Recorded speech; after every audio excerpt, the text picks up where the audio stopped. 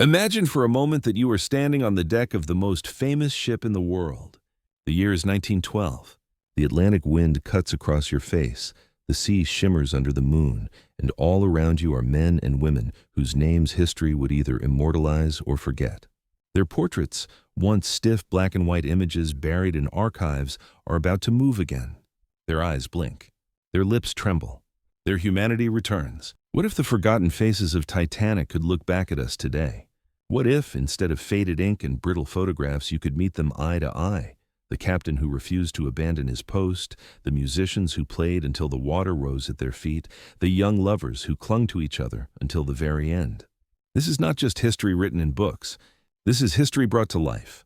In this journey, we will step beyond the Hollywood lens, comparing the actors we know with the real men and women who lived through that night of ice and steel. You will see Edward John Smith, Joseph Bruce Ismay, Molly Brown, John Jacob Astor, and so many others, not as characters on a screen, but as people who breathed, hoped, feared, and loved. Their faces return in color, their stories unfold once more.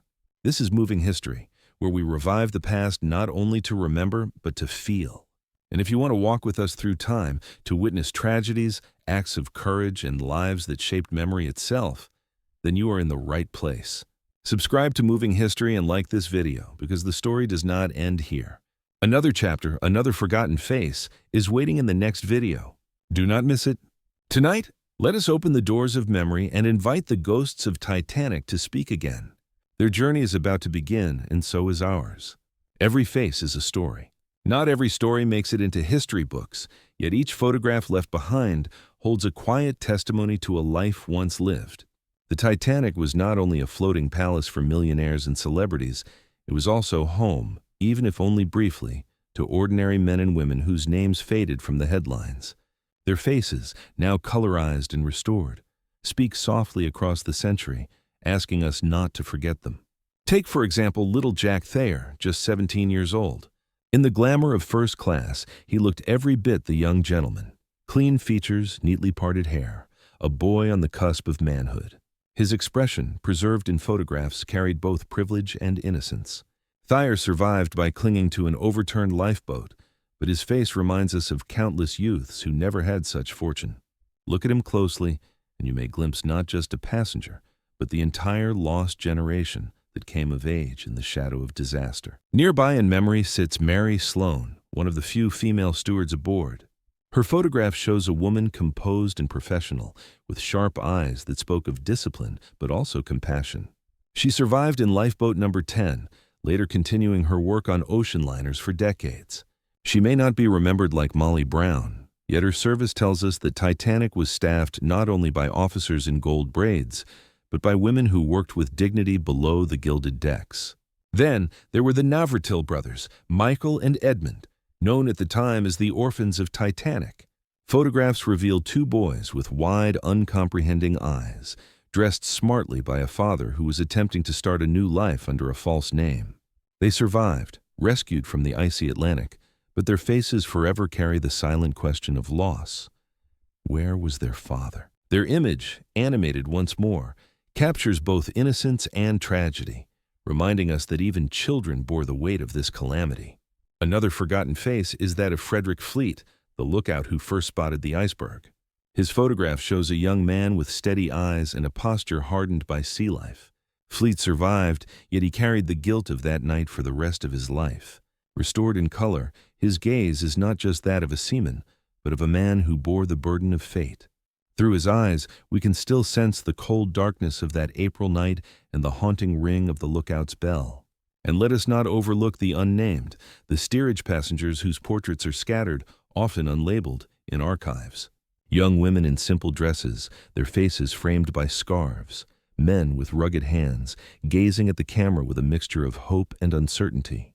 They remind us that Titanic was also a vessel of dreams for the poor, a chance at a new beginning. Their names may be lost, but their beauty and humanity endure in every rescued photograph. These are the faces that time forgot, yet in their silence lies a plea, to be remembered, to be seen. They may not have commanded orchestras or fortunes, but their lives mattered. And today, as you look into their eyes revived by technology, they matter again.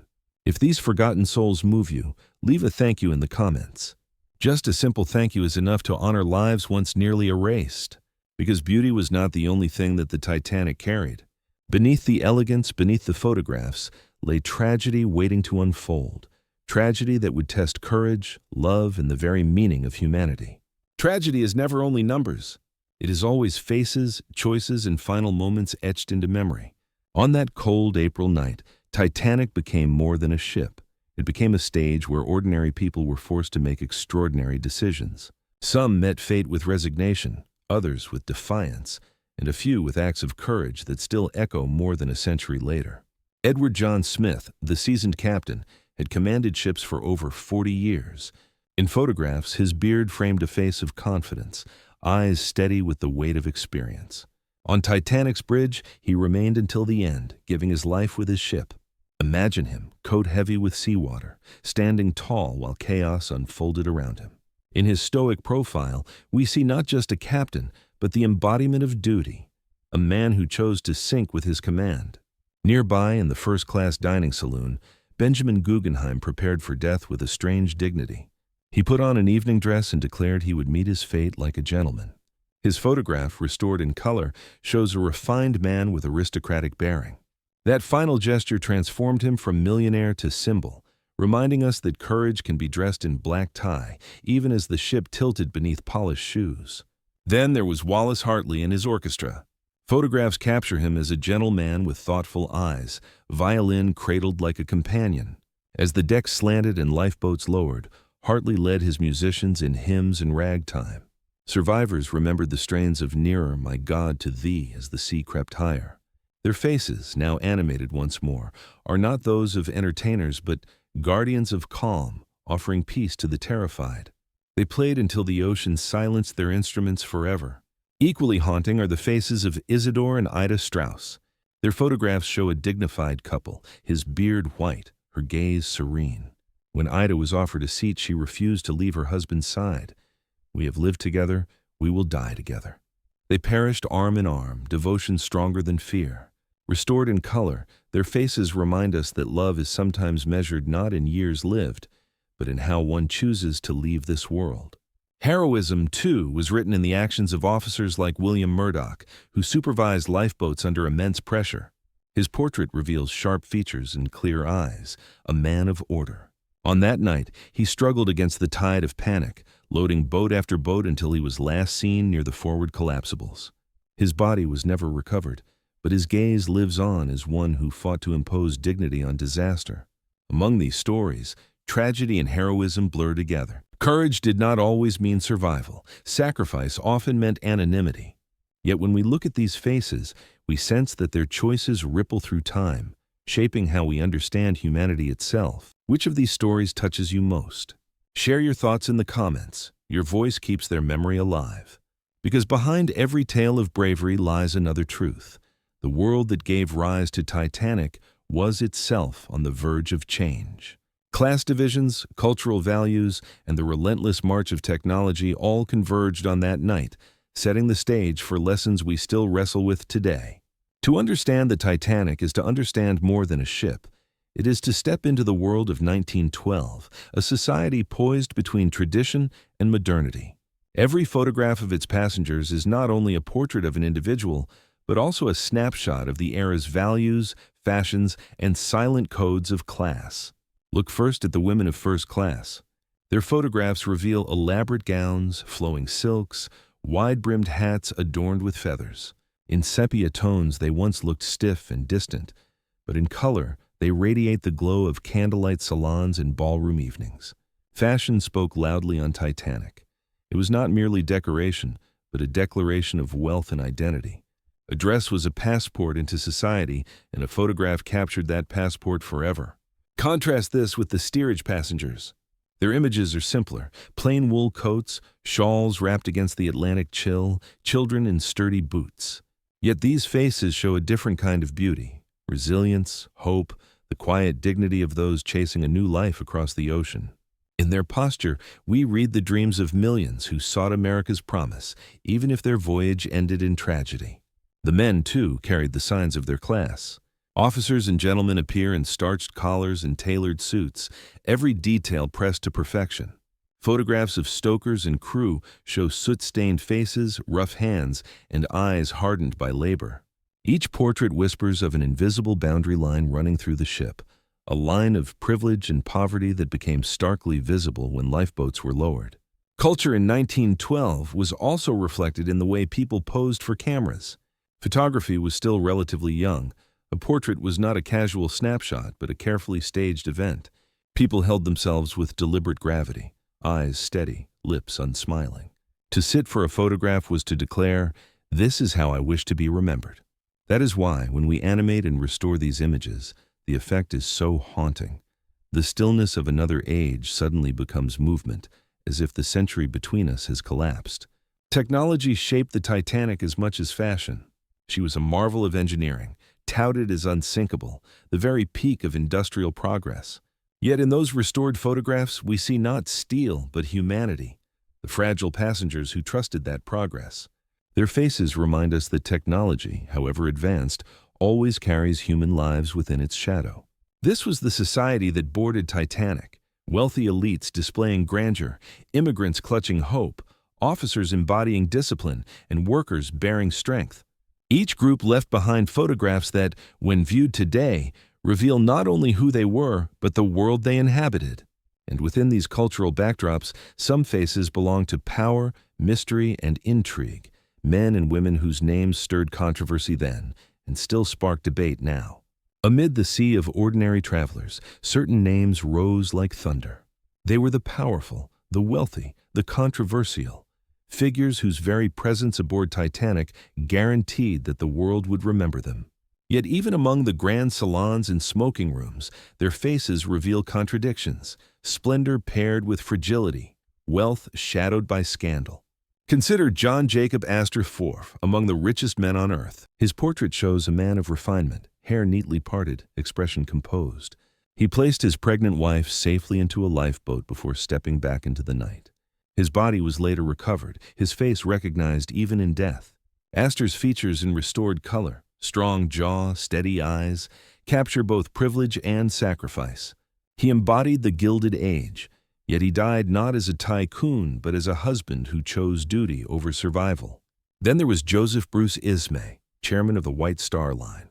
His photographs display a confident executive, mustache-trimmed, eyes calculating. Yet history judged him harshly. He helped load lifeboats, then entered one himself when no women or children were waiting nearby. Though cleared of wrongdoing, he became a symbol of cowardice in the public imagination. In color, his face tells a more complex story. Not a villain, but a man who lived under the crushing weight of survival's shame. Lady Lucille Duff Gordon and her husband Sir Cosmo present another paradox. In photographs, she radiates elegance, the poise of a celebrated fashion designer. They escaped in a lifeboat that left partly empty, later accused of bribery and selfishness. Restored, her eyes seemed defiant yet weary, as though she knew that reputation could be as cruel as the sea. Their survival became one of Titanic's lingering mysteries. Did they save themselves, or did they fail others? And then there is Thomas Andrews, the ship's designer.